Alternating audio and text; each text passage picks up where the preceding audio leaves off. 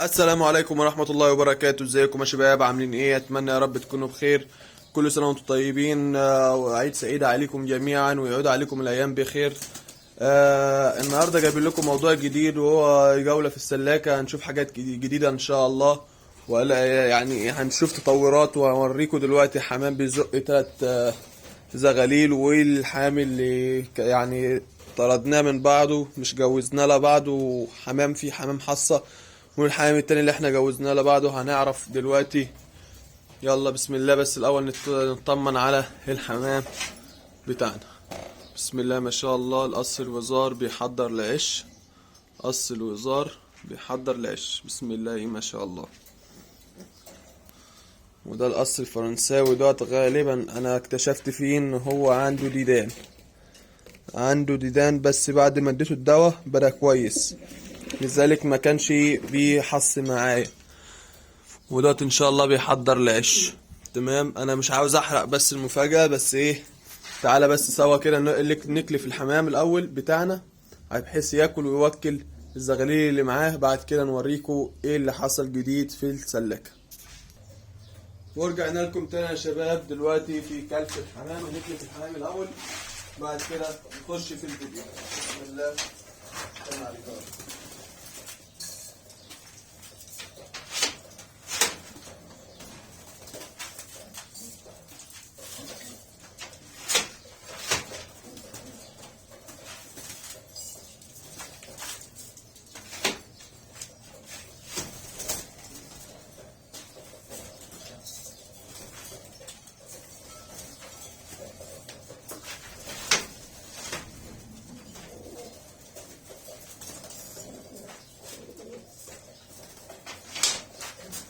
موضوع الكلف شباب ما بياخدش وقت، واللي عارف الكلفة بتاعته واللي عارف هو بيحط المخزون قد ايه.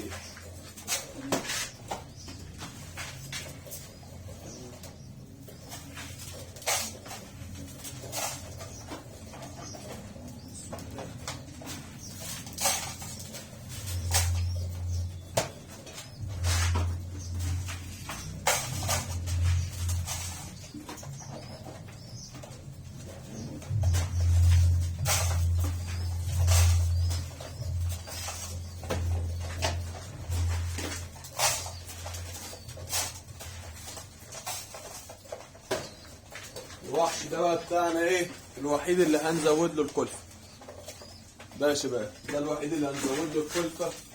ممكن اديها دي كام؟ 2 3 4، وانا كده كده هشيل الوقت من قدامه في خلال ساعة بالظبط. طيب يلا يا شباب نتفرج على الحمام تاني ونوريكم الحمام اللي احنا بنتكلم عليه. طيب يا شباب بسم الله الرحمن الرحيم. اول حاجة يعني اللهم صل على حضرة النبي. الحصى دوت هيفك بعد 3 ايام بالظبط. الحصى اللي هو قاعد عليه هيفك بعد 3 ايام. ده اول قص معانا. تمام.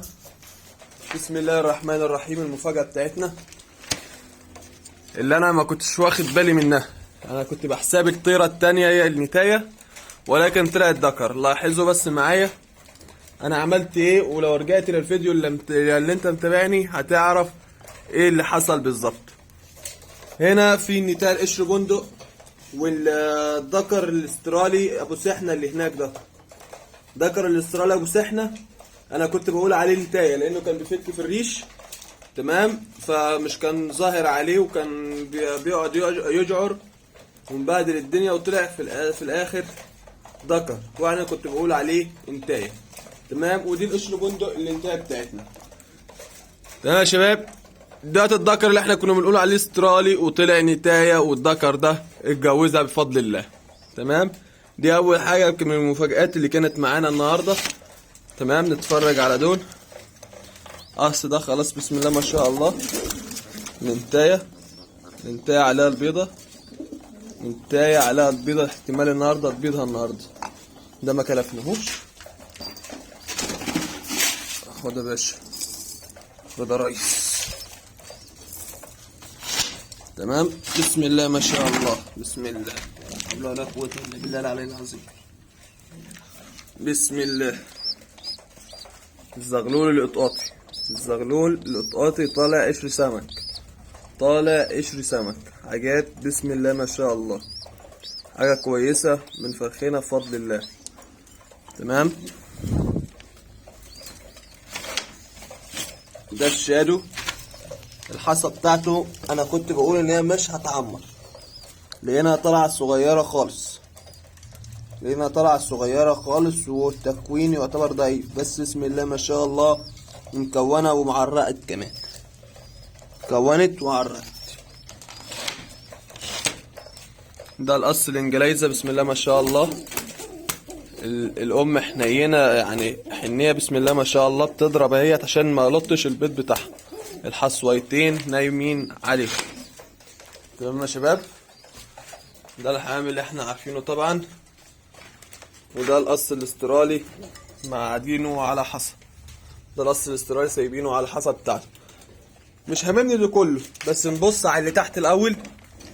بسم الله ما شاء الله قاعدين على حصى، بدأ يبقى في حالنا انتاج وحاجات كويسة.